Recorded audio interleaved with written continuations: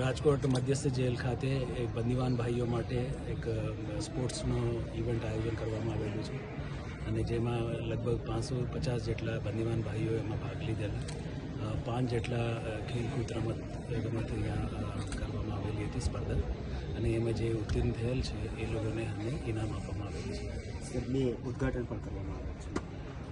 હા, એક psycho social centre ગઈકાલે આપણે ગુજરાતના ચીફ જસ્ટિસ શ્રી સુનિતા અગ્રવાલજીના હસ્તે ઉદ્ઘાટન કરવામાં આવેલું છે.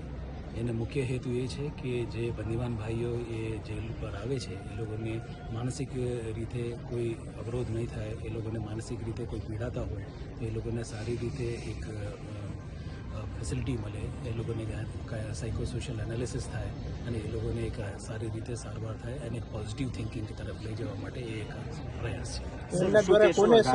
કોના દ્વારા એમને માનસિક રીતે સ્ટ્રોંગ કરવાનું હશે? કોઈ ફેકલ્ટી હશે, કોઈ નિષ્ણાત હશે? હા, એમાં રાષ્ટ્રીય રક્ષા શક્તિ યુનિવર્સિટી તરફથી એ સ્ટાફ આવે છે, એ સાયકોલોજીસ્ટ છે, એ લોકોએ નિષ્ણાતો હોય છે, એ લોકોએ એ સ્ટડી કરી એ લોકોને મદદ કરે. સર, શું કહેશો, રાજકોટની જેલમાં ક્ષમતા કરતાં બમણા કેદીઓ છે, તો નવી જેલ બનાવવા માટે ન્યારા માટેની માંગણી કરવામાં આવી છે.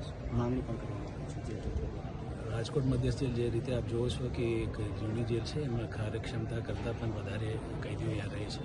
એના માટે અમારે રાજકોટની નવી જેલ બનાવવાની જરૂર છે.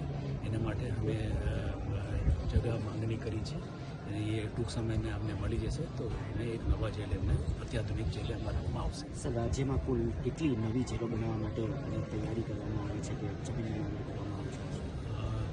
આજની તારીખમાં આપ જુઓ તો દ્વારકા, સોમનાથ, ભાવનગર, બોટાદ, આનંદમાં એક નવી જેલની કામ ચાલુ છે અને લગભગ આ વર્ષની અંત અથવા આવતી વર્ષમાં એ તૈયાર થઈ જશે અને લગભગ 1500 જેટલા કેપેસિટી એમાં વધી જશે.